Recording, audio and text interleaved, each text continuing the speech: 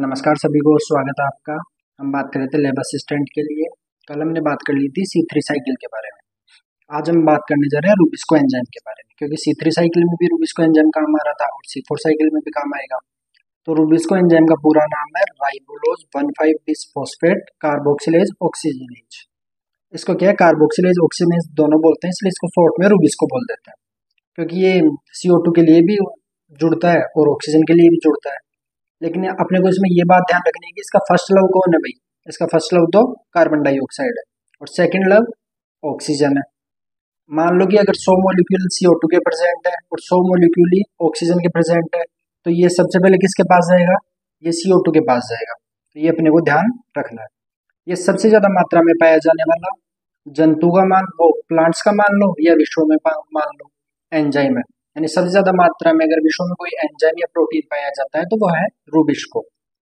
ये C3 पादपों में तो कहाँ पर पाया जाएगा, मेसोफिल में पाया जाएगा, पर्ण मध्योतक कोशिकाओं में पाया जाएगा। और C4 पादपों में पाया जाएगा बंडल शीत कोशिकाओं में, जो पुलाच्छिद कोशिकाएं हैं उनके अंदर ये पाया जाएगा। अब हम देखते हैं C4 साइकिल। अब पहली बात तो ये है कि अपने को पता होना चाहिए कि C4 प्लांट्स होते कौन से हैं। तो ये क्या है, जो C3 पादप है उन्हीं से निकलकर C4 पादप बने। जो सर्दियों वाले पादप है अपने राजस्थान के संदर्भ में, वो तो है सारे C3 पादप। और जो गर्मियों के टाइम पे, मतलब खरीफ के टाइम पे जो बोए जा रहे हैं ना पादप, वो सारे हैं C4 पादप। तो इसी साइकिल को बोलते हैं हैच एंड स्लेक साइकिल, क्योंकि इन्होंने ही बताया था इसके बारे में, हैच एंड स्लेक ने।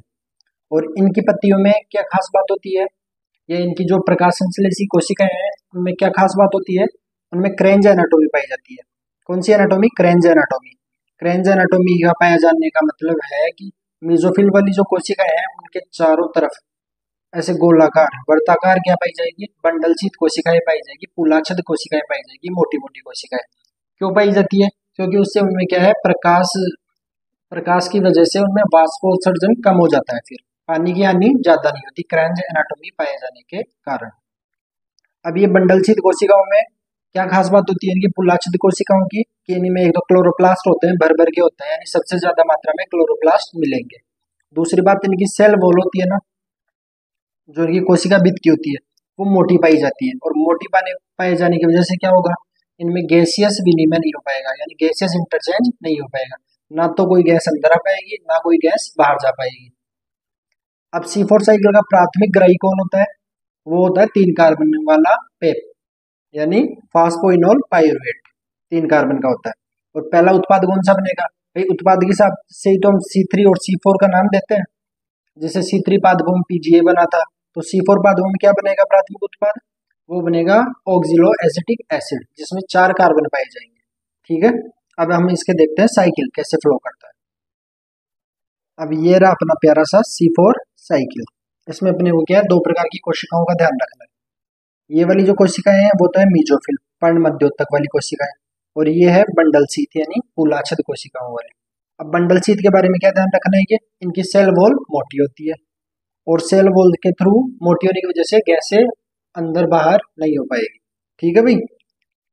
और एंजाइम का ध्यान रखना है कि बंडल शीत में कौन सा एंजाइम सबसे ज्यादा पाया जाएगा, क्लोरोप्लास्ट तो ज्यादा है ही, उसके साथ में रूबिस्को भी यहीं पर पाया जाएगा।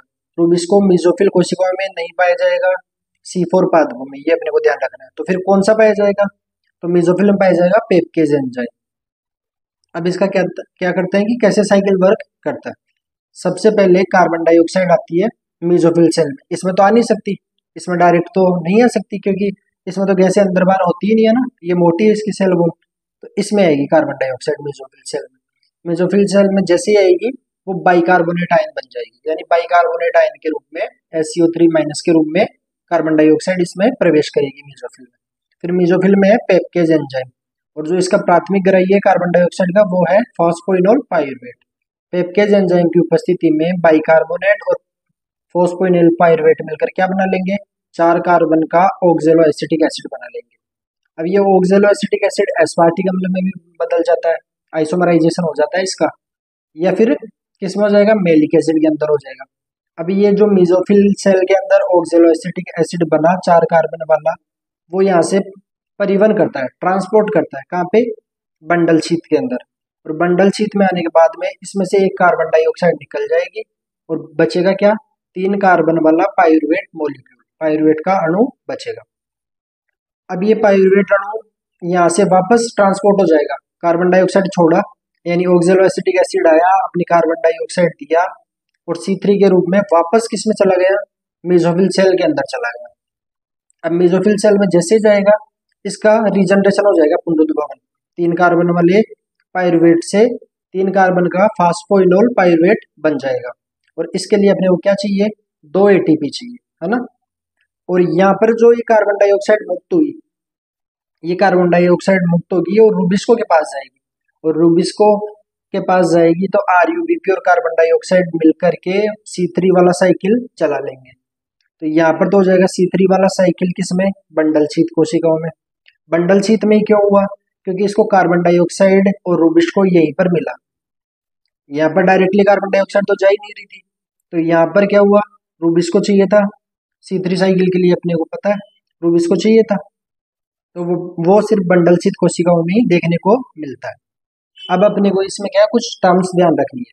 सबसे पहले क्या हुआ, बाइकार्बोनेट और पेपकेज एंजाइम की उपस्थिति में फॉस्फोइनोल पायरुवेट ने फिक्सेशन किया यानी यौगिकीकरण किया, यानी कोई नया उत्पाद बनाया जुड़कर, है ना। तो वो क्या बनाया, ऑक्जेलो एसिटिक एसिड 4 कार्बन वाला। फिर उसका ट्रांसपोर्टेशन हुआ, फिर इस ऑक्जेलो एसिटिक एसिड का बंडल शीट में क्या हुआ भाई, इसमें इसका हुआ डीकार्बोक्सिलेशन, यानी अपना CO2 निकाल दिया यहाँ पे और C3 एसिड बना लिया, पायरुवेट एसिड। फिर यहाँ से वापस जैसे ही गया ये, तो यहाँ पर क्या हुआ, पुनरुद्भवन हुआ। ये तो हो रहा है परिवहन परिवहन और ये हो रहा है पुनरुद्भवन। यानी सबसे पहले क्या हुआ, यौगिकीकरण हुआ, उसके बाद में क्या हुआ, परिवहन हुआ, परिवहन के बाद में क्या हुआ, डिकार्बोक्सिलेशन हुआ, उसके बाद में क्या हुआ, वापस परिवहन हुआ और उसके बाद में फिर से रीजनरेशन हो गया। अब इसमें क्या है, क्वेश्चन क्या बनता है कि ATP कितने यूज हुए। अब हम बात करते हैं पहले एक साइकिल की। एक साइकिल में 2 ATP तो अपने को डायरेक्टली दिख रहे हैं, यहाँ पे एनसीईआरटी में डायरेक्टली अपने को 2 ATP तो दिख जाते हैं कि रीजनरेशन के अंदर पायरुवेट से फॉस्फोइनोल पायरुवेट बनाने के लिए 2 ATP काम में आए। ठीक है भाई, 2 तो दिख गए एक साइकिल में। अब ये 3 ATP और 2 NADPH कहाँ काम में आते हैं, ये अपने को पता है कि ये C3 साइकिल के अंदर काम आते हैं। जब C3 साइकिल में यहाँ पर CO2 से फिक्सेशन होगा, इस CO2 का कार्बोक्सिलेशन होगा, तो पूरी प्रोसेस में 3 ATP और 2 NADPH अपने को काम में लेने पड़ते हैं, ये अपन पहले भी देख चुके हैं। और जब हम 6 साइकिल की बात करते हैं, अब 6 साइकिल की बात क्यों करेंगे भाई, 6 साइकिल की बात इसलिए करेंगे कि यहाँ पर 6 साइकिल चलेंगे, 6 बार CO2 आएगी, तभी तो एक ग्लूकोज का मॉलिक्यूल बनेगा। तो इसलिए इसको 6 बार चलाना पड़ेगा, इस चक्कर को, ये पूरा चक्कर 6 बार चलाना पड़ेगा। तो 6 चक्कर में क्या हो जाएगा, 5 ATP हो गए ना, 5 ATP को 6 बार 6 से मल्टीप्लाई करेंगे तो 30 ATP तो यहाँ पर काम आएंगे डायरेक्टली और 12 NADPH वैसे काम में आने वाले हैं। अब हम इसके एग्जाम्पल्स देखते हैं।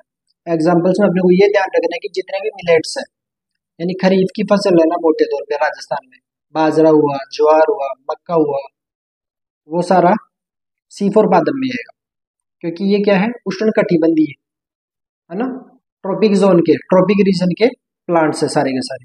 उसके साथ में अपने को ध्यान रखना है शुगर केन, गन्ना, ये एनसीईआरटी में क्या है, डायरेक्टली दे रखा है। बाजरा और वो मक्का और ज्वार डायरेक्टली दे रखा है, इसलिए ये बार बार पूछा जा सकता है। अब हम इसके बाद में नेक्स्ट लेक्चर में देखने वाले हैं, यानी C2 क्या है, C2 साइकिल जिसको बोलते हैं ना प्रकाश श्वसन, वो क्या है, फोटो रेस्पिरेशन। उसके अलावा फिर हम देखेंगे C3, C2 और C4 पादपों की तुलना, क्योंकि उसमें से बहुत सारे क्वेश्चन बनने का अपने को वो रहता है चांसेस कि रूबिस को किस में पाया जाएगा, कैल्विन साइकिल C4 पादपों में कहाँ पर होगा। जैसे ये तो अपन यहीं पे देख लेते हैं, कैल्विन साइकिल इसमें हो रहा है C4 पादपों में, तो कहाँ पर हो रहा है, वो कहाँ पर हो रहा है, बंडल शीत कोशिकाओं में।